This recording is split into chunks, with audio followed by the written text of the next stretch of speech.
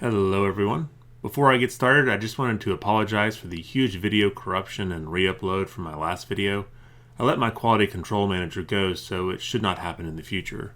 Anyway, this is a Lesney Matchbox number 9 MerryWeather Marquis Fire Engine. Hearing the name MerryWeather just automatically makes me think of GTA 5. This model was made from 1959 to 1965, so for about 6 years, thus it's not too rare. There are quite a few variations, but none are extremely hard to find.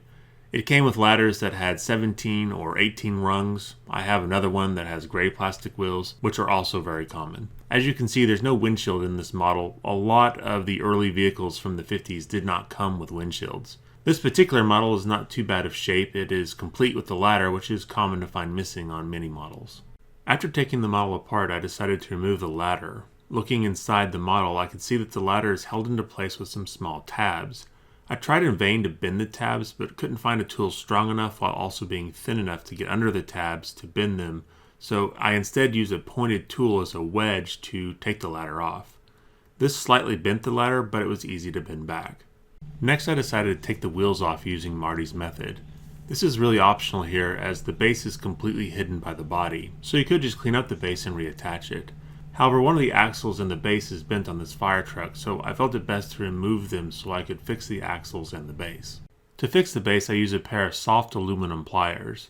These won't mar the surface like a steel pair could. You could also use some jeweler pliers that have plastic pads on them that protect the item you're bending. Since the ladder is no longer attached, I can go ahead and remove the paint with some aircraft paint remover and a toothbrush. This model has a lot of raised detail and hard to reach corners, so I had to use some dental picks to remove all the paint. After all the paint is removed, I'll go over the entire model with some 4/0 steel wool. This is to remove any small bits of paint too small to see with the human eye, or at least with my eyes, and to remove any paint and paint stripper residue on the surface. After this is done, I'll wash the body with some dish soap and water, and then clean it with a degreaser, as I want to zinc plate the body. Since the body is clean, I can drop it into the plating bath to zinc plate it. Here I'm plating at about 0.3 volts and 90 or so milliamps. There seems to be some confusion out there as far as settings go. In plating, voltage is not as important as current. You set the voltage to what gives you the current you desire. Each item you plate may take a different voltage compared to the last to get the same current. It all depends on the surface area you're plating.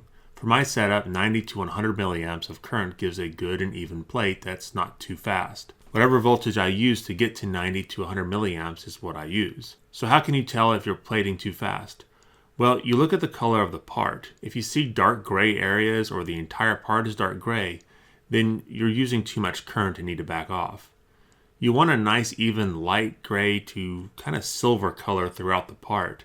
If your current is too high, you'll still plate the car, but get a really rough and pitted surface that you'll need to clean up. For this model, I placed it in the plating bath for about 30 minutes and then sanded with 4/0 steel wool. I then repeated the plating process for another 30 minutes and sanded with 4/0 steel wool once again.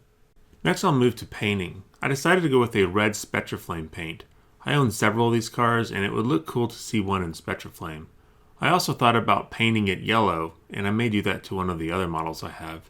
It's fun to change up colors on Matchbox cars. Hot Wheels has always been good about repainting their cars, sometimes several times in the same year. Lesney didn't do that as often. They would sometimes reuse a casting, but it was pretty rare, and normally it was something like changing a taxi into a cop car. This casting was produced for 6 years and then retired, and it only ever had the red paint job. So you can see why a lot of us like changing up the colors, as having another enamel red fire truck is not all that appealing if you already have 6 of them. Once the paint cures for about 24 hours, I'll go over it lightly with the buffing wheel and some rubbing compound. There's a lot of raised details, so I can't go crazy with the polishing without risk of removing the paint on these details. After the polishing, I'll start adding in details that the original truck had. I use the chrome pen to paint in the headlights, grille, and the bumper. I also paint in some of the details in the back. For the ladder, I'll go over it with some steel wool and wash with soap and water. Once it dries, I'll paint it in Valspar chrome to give it a shiny appearance. For the base, I'll clean off any residual paint with steel wool, then wash and dry it. After it's dry, I'll apply some black gloss enamel paint from a rattle can. To get a decent result, I convert my airbrush spray booth to allow for this type of paint to be used. This includes placing a paper towel over the filter, the suction will keep it in place, and also adding in some cardboard to the floor to catch any overspray. Normally in the summer I do this outdoors, but since it's winter I find it's best to do indoors in a spray booth. Of course you should avoid doing any large-scale projects, but a simple base like this is not a big deal. Once the paint on the base cures, I'll start working on adding in the axles and wheels. The first thing I need to do is measure how long the axle needs to be.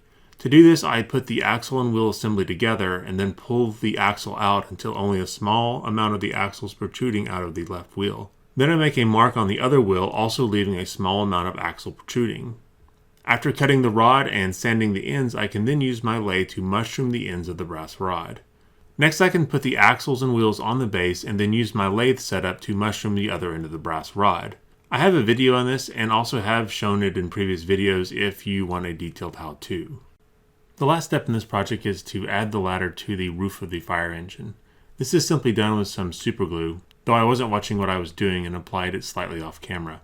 However, I'm just placing a few small drops on the tabs and then placing the ladder on the roof, inserting the tabs into the corresponding holes.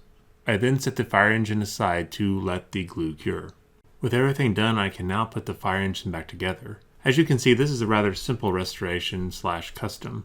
A lot of people have been asking me to do some of the Matchbox cars in Spectra flame. I will of course do some more of them in the future.